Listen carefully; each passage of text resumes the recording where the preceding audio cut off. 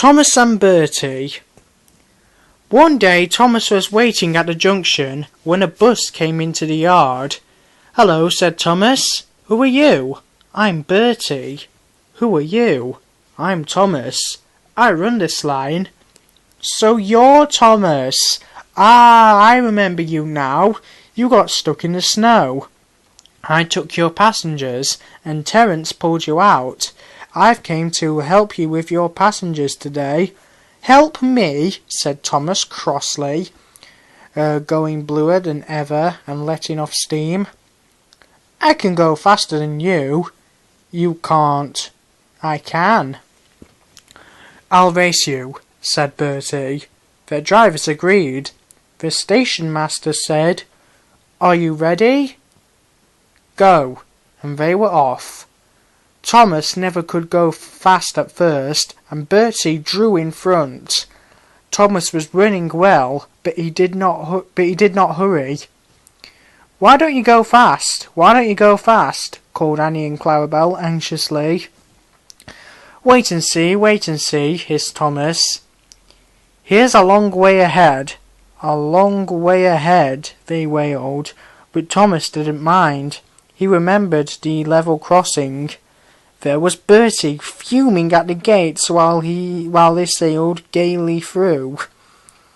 "Goodbye, Bertie," called Thomas. The road left the railway and went through a village, so they couldn't see Bertie. They stopped at the station.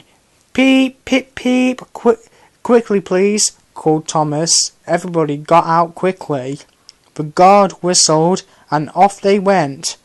Come along," sang Thomas.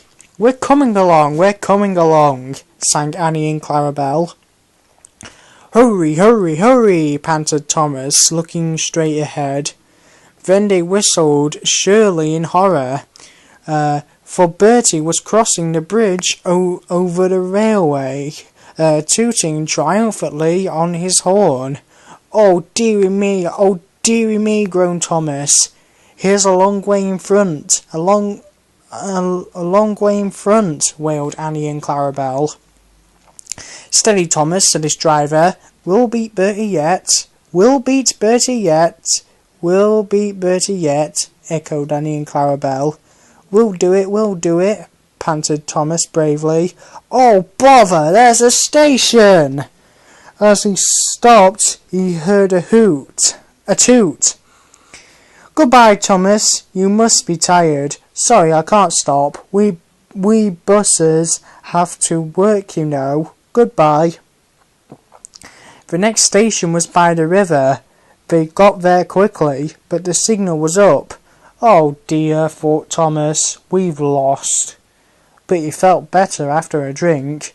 Then James rattled through with a goods train, and the signal dropped, showing the line was clear. "Hurrah, we're off! Hurrah, we're off!" puffed Thomas gaily. As they rumbled over the bridge, they heard an impatient toot-toot, and there was Bertie waiting at the red light, while cars and lorries crossed the narrow bridge in the opposite direction. Road and railway ran up the valley side by side, a stream tumbling between. Thomas had not crossed the bridge when Bertie started with a roar and soon shot ahead. Excited passengers in train and bus cheered and shouted across the valley. Now Thomas reached his full speed, and foot by foot, yard by yard, he gained till they were running level. Bertie tried hard, but Thomas was too fast. Slowly but surely, he drew ahead, till whistling triumphantly, he plunged into the tunnel, leaving Bertie toiling far behind. I've done it, panted Thomas in the tunnel. We've done it, hooray, we've done it, away, chanted Annie and Clarabel. And whistling proudly, they whooshed out of the tunnel into the last station. The passengers gave Thomas 3 cheers and told the station master and the porters all about the race. When Bertie came in, they gave him 3 cheers too. "Well done, Thomas," said Bertie. "That was fun, but to beat you over that hill, I should have to grow wings and be an aeroplane." Thomas and Bertie now keep each other very busy. Bertie finds people in the villages who want to go by train and takes them to Thomas, while Thomas brings people to the station for Bertie to take home. They often talk about their race, but Bertie's passengers don't like being bounced like peas in a frying pan, and the Fat Controller has warned Thomas about what happens to engines who race at dangerous speeds.